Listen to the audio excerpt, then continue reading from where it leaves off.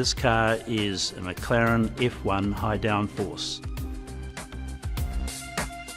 I'm Andrew Bagnall, and I'm lucky enough to have owned one of the most extraordinary cars for a little over 10 years.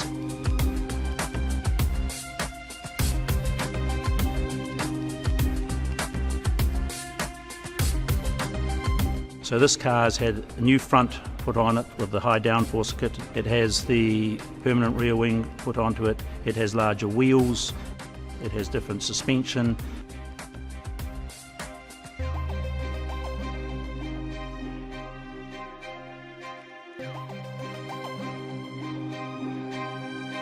The motor's now up to close on 700 horsepower, and one of the most enjoyable things about driving this car is just the way the motor acts as a race car when you're on the road. It has almost no flywheel, so when you change gear, it changes gear with a snap like no other car on the planet. I think downforce kit combined with the engine modifications turned it from a very comfortable, easy road-going car to a very taut quasi-racing machine for the road. It was an engine built specially for McLaren. It's a V12 engine, and it's just extraordinary.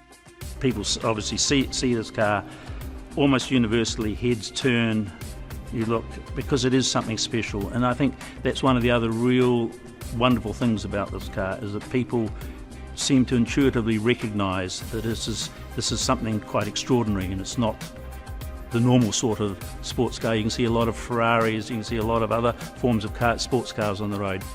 Putting a little bit of mileage on these cars is always a little difficult, because you want to drive them a little faster than generally you're supposed to.